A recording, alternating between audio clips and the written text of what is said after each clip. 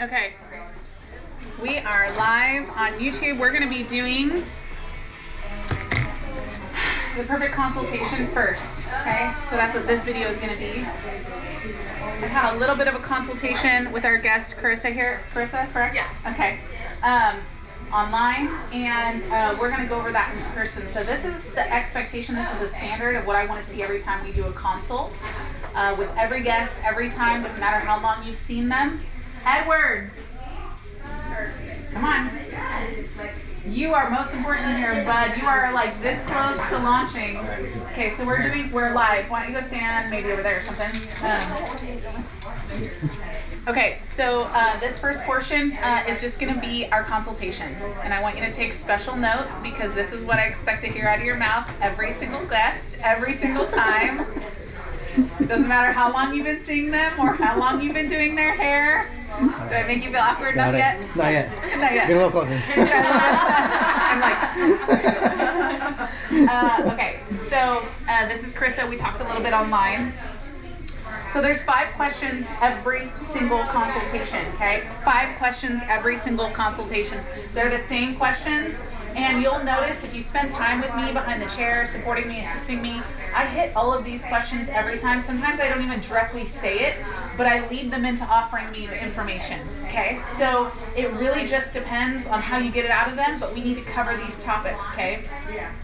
So the first thing that I ask is, tell me about your last hair service. So Carissa, tell me about your last hair service, and mind you, this is not, we don't have to name any names, right? We're not talking descriptively about anybody in specific, but it wasn't a great experience, okay? So, and she'll show you how she ended up afterwards. Do you have that photo on you too? Yeah, I think I sent it to you, so I can just pull up our conversation. I'm gonna have you stand like over there, just so I can get this light right here, if that's okay. Or maybe behind Kenya. Huh? Absolutely take notes. You should be taking notes. Are we recording this by chance? Yes. Okay. Is it okay to cycle lunch? Just jump through like the time? Yeah, absolutely. Yeah. No, you can watch this later. I know you do too. What's up? Okay. Okay, so let's talk about your last hair service. What was that like? What did you ask for? What did you get? What were the feelings?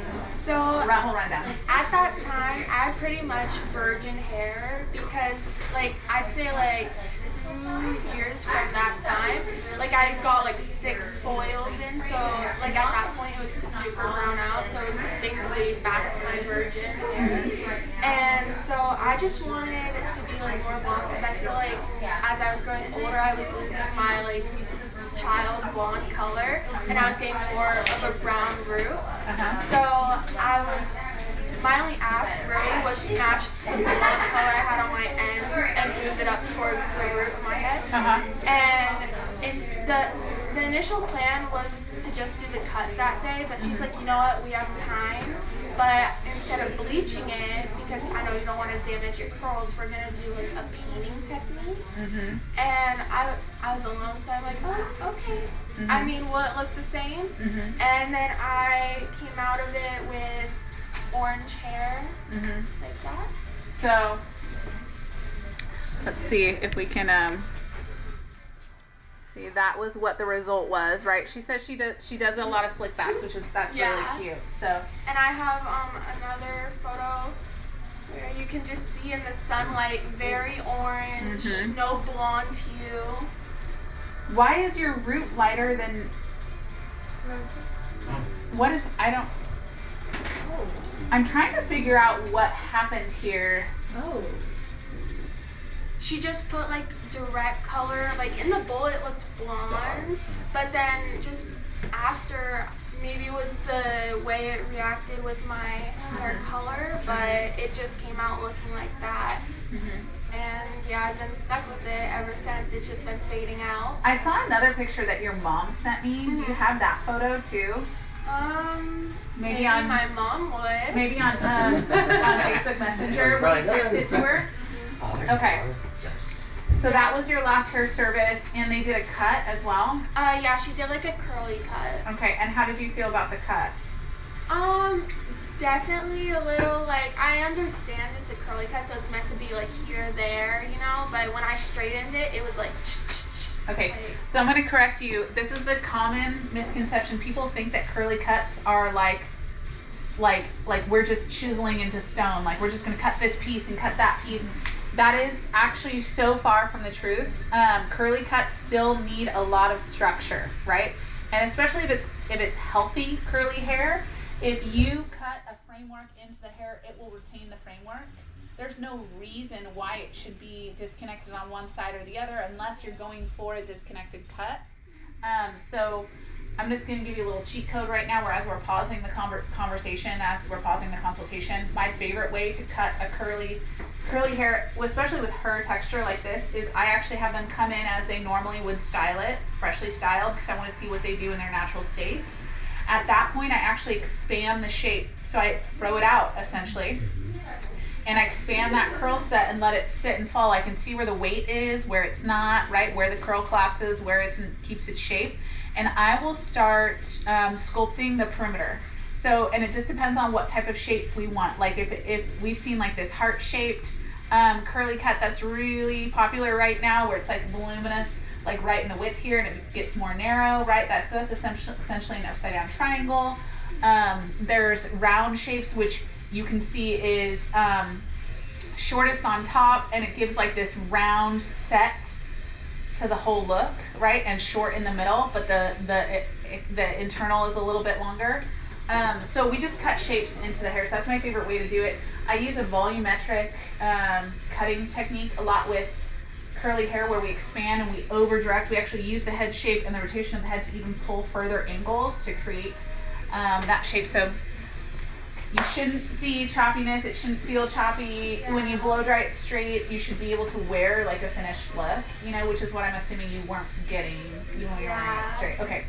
I tried because like I like occasionally to have like blown out hair, but I'd have to curl it. I couldn't wear it straight because like I was saying, it was super choppy. And I think that's the photo my mom sent you. Oh, this is the photo she sent. Okay. I also sent your inspiration. Oh. Okay, so I want you guys to take note on a few things here, okay? I want you to take note on a few things. What we're seeing is translucency here. It was turned too warm, right? It turned too warm, and then the stylist freaked out, and then we toned it with ash. What are you looking at? Okay, well, I want you here with me. That's where I want you, okay? Because you're not going to chase after him. What we're seeing here is translucency. She was brass underneath, and that muddy texture, or that muddy look finish, that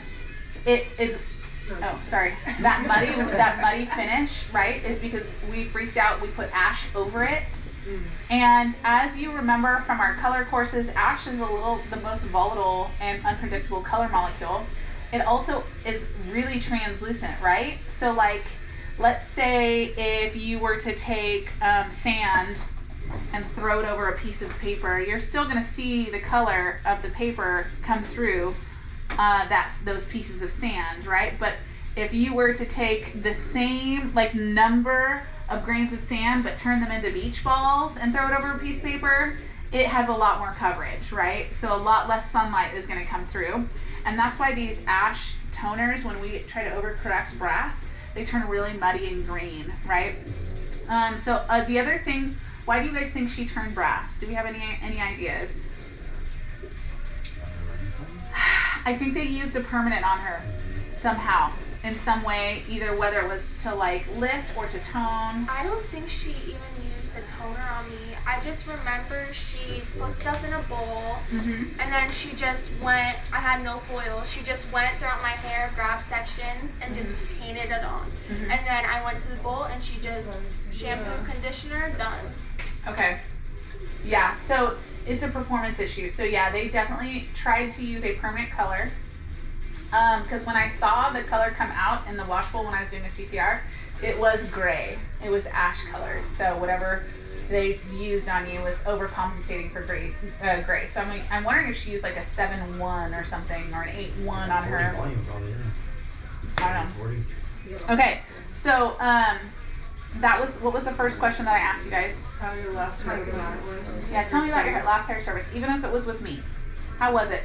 And why is this important? Because clients need to have the opportunity to be like, hey Lauren, I love the haircut, I love the hairstyle, but you put me an hour late for my next appointment. Or hey, I loved the cut, but I feel like the color was a little off this time. What do you think that was about, you know? Or I didn't love the new thing that we tried, right? You need to give them time and space in that conversation to give you some articulate feedback. This is just a sign of professionalism. This doesn't mean that you're doing anything wrong. This doesn't mean you're bad. They want to have an opportunity to tell you in a safe space where it's invited that you didn't hit the mark, or you only hit it at 95%, or you only hit it at 85%. That keeps your client trust high, right? Great communication. All right, girl, I'll make sure I take care of that for you this service, right? So tell me about your last hair service, even if it was with me. Second thing is, can I touch your hair? Yeah. Okay. I don't care, you guys. Like, literally, people talk shit all the time, and they're like, "Oh, okay, of course you can touch my hair." Well, here's the thing. It's not for the people that come into the salon and are very confident. Who it's meant for is for the people that come into the salon and are not very confident, and that they are scared, and they are like, "This is a new thing for me. I'm intimidated just being here. This is a cool girls club. I don't feel cool. I don't know if I want to be here." Like, it's an inviting, hey, can I touch your hair? And they're just like, yeah, okay. So like, this is, you know, sometimes I just like start by just bringing their hair over their shoulders. We're looking at their hair together, right? They are learning how to trust my touch, right? Touch is so important, and it's such a strong form of communication, the way that we touch people, okay? So walk me through your washing and styling routine. What does that look like? So I pretty much wash my hair every day. Okay. And I use Curl Smith shampoo and conditioner. I think it's one where it's like very strengthening. I forget the exact name, but I use that. And then I get out the shower, I re-wet my hair with a spray bottle, and I use the Sense Light Hold Gel. Okay. And then once I'm done like styling it however I want, I flip my hair upside down and scrunch in the Q-Dad mousse. Okay. And I just diffuse, and I scrunch out my crunch with Olaplex oil. Okay. So you break the cast with Olaplex oil. Okay. So she's got a pretty good hair routine. I fully expect each of you to either have an iPad, use a computer, have your phone, and be taking notes. You need to be taking notes. Just because I'm not taking notes right now doesn't mean I'm not retaining it, but I've also been doing this for 15 years. I literally can recall conversations via consultation that I had with guests 10 years ago, right? So this is just a learned skill, but as of right now, you have to be taking notes. You have to. And most likely, when I go in to update her formula, I will update with the notes that we talked about during the consult, okay? So one question that I love to follow up, if they're using a brand that I'm not endorsing or sponsoring, how is that working for you? Do you love those things? Are you in love with your routine? Do you feel super happy with it? What's that like? It's okay. I don't really like notice a difference in my hair. I think honestly it's like too much weight, because I start off with like the volume I like, and then throughout the day my hair kind of just falls, and I think that's mainly the reason I have to wash every day. But I like how it's not frizzy, and it keeps my hair nice and defined. Okay. Did you guys see my facial expression change when she said, I feel like it might be too heavy, and that might be why I have to wash it every day, but I do like the fact that it's controlled and not frizzy, right? So there's a problem right there that I can solve. I already know. She said, I don't like it when, and I do like it when, right? So that plus that equals Lauren has a solution, right? So that question that I ask is, do you love that routine? That's actually a sub question of walk me through your washing and styling routine. That's not one of the main 5 questions, right? It's a great follow-up question on how do we get deeper into this conversation. If there's not something that piques my professional knowledge of feedback or conversation, let's talk about it a little bit more. You shouldn't get to the end of the question of walk me through your washing and styling routine and then be standing there like, okay, well, can I touch your hair? Like, did you learn anything? Did you, the stylist, learn anything about what they're using, what they're doing, what their preferences are, what their dislikes are? Because if you didn't, keep asking questions. Tell me about where you're getting this product and you're using it. Show me how much are you using in your hands. Show me where on your hair you're applying it. Are you layering it, right? Like, what does it look like in the morning versus how do you feel about it at nighttime, right? All investigatory questions that you can sub underneath that walk me through your washing and styling routine. right? This is a great indicator as well as what are they willing to do for maintenance? How invested are in their hair, right? If they're asking you for a high maintenance look, are they already invested in caring for their hair? Or does that need to be like an educational shift where we are telling them now that this is going to be maintenance and you now need to start investing in XYZ, right? So it tells us how far we can take them as far as their maintenance is concerned. Okay, so from there, I know she doesn't like it super weighted and flat, but she does like the control of the curls. Here's my fourth question. Can I make some professional recommendations? Okay. Do you trust me in saying so? Okay. I have a product, and I actually will go pull the product for her and show her. Give me 1 second.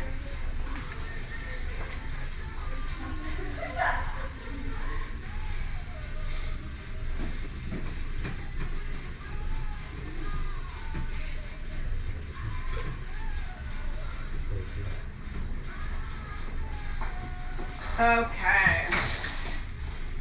So this is a curl activator. This is going to get your curl to spring. This is aloe based and is waterless, but it also has, it's lightweight.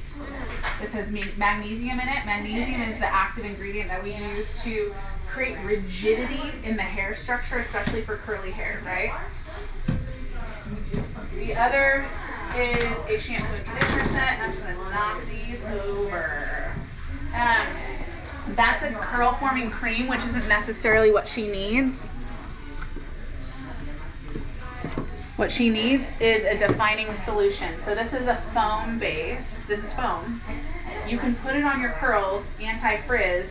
You could probably eliminate the gel that you're using, which is probably what's weighing it down, in all honesty, and replace it with something like this, which is a curl defining solution. So anti-frizz and lighter weight, right? She said, I don't like how heavy it is. I do like the control of the curls. So that plus that equals, here's the product that's going to bring her solution right here, right?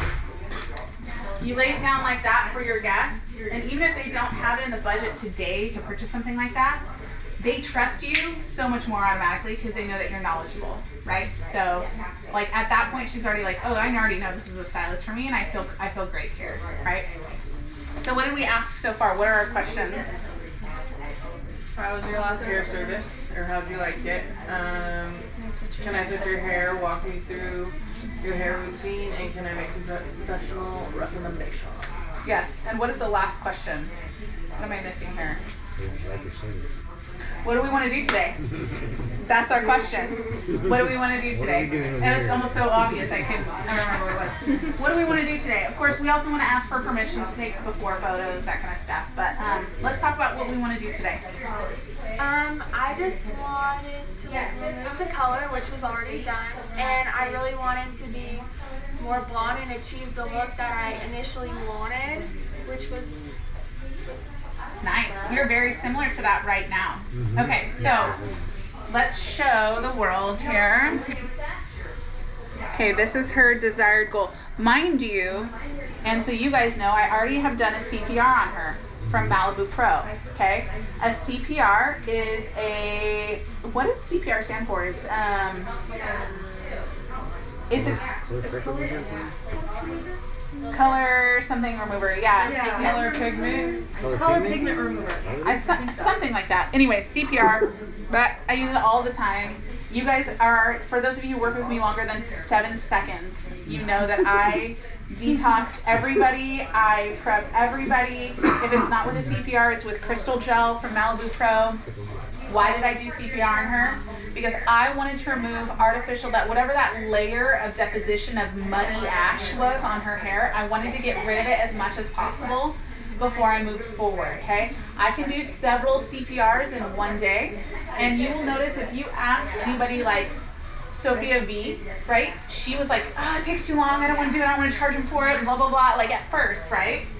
And then there was one day she showed up with a color correction, she was like, Mom, help. And I'm like, okay, are you going to trust me? And she's like, yes. And so she did CPR, I think, on her maybe once or twice. And it was a very dark, it was darker than Kenya's hair, but it was definitely a warm base. And she wanted to be like a natural brunette with blonde highlights, right? and she did the CPR and she used our lightener, and I'm not kidding you, this girl lifted like that. Her hair lifted so clean, so beautifully. It ate through that pigment so well, and it was, she was convinced it's like the CPR, even if the CPR doesn't physically take it out of the hair all the way that you want it to before you're prepping, it will get some color out, but it helps manipulate that color molecule so the lightener can eat through it better without without causing too much, what is the word I'm looking for? Too much damage to the cuticle or the proteins, right? So you're basically getting more done with less work, with less product. So I'm telling you guys, it works. What I did was I detoxed her twice, or Kenya detoxed her twice. I took 2 packets of CPR, I mixed it with warm water and a tint brush, not with a metal brush. You don't use metal whisk on that. Mind you, it's drawn to pull metallics out of the hair. I whisked it up with a tint brush, I applied roots to ends, made sure I really saturated. It doesn't need to be on the scalp. I put her under the dryer for 30 to 45 minutes until she was uncomfortably hot. She literally told me, I'm hot right now. And I'm like, okay, then we're good. I felt her hair, she was hot, her hairline was hot. If you pull that dryer off and she's not hot on the hairline or she's not hot here, it's not going to work for you. It's not going to work for you. I took her straight to a hot wash bowl where I had the hottest water to the point I was uncomfortable on my hands, making sure not to get it on her skin, but I was spraying her roots to ends, detoxing with a manual manipulation of my fingers, pulling that product off of the hair with that detox shampoo, okay? And that's when you know it works. She's visibly lighter than when she came in. I have the before photos, I'll post that for you, okay? So what are we gonna do today? She's already sitting here telling me, she's like, oh my gosh, it's like almost exactly what I want. Okay, well guess what? We're still gonna color her, okay? We're gonna lock it in because we are going to blend this line of demarcation right here. I'm still gonna brighten these ends up just a smidge, okay? So, I have some products here that I've mixed up for her. I'm going to just go ahead and start with that application process. I think it's important here, number one, to note you always expect a photo. Usually when a client wants to sit there and describe to you what they want done, but can't find a photo of it, is because they don't know what they want. That's why. So do not move forward if you're racing towards a moving target. Always, always, always demand a photo. It is 2025, you guys. If I can't make a photo, then it doesn't exist, right? Like, there has to be a photo, because you guys need to lock in and say, we're moving in this direction, right? Another thing to think about is length of hair.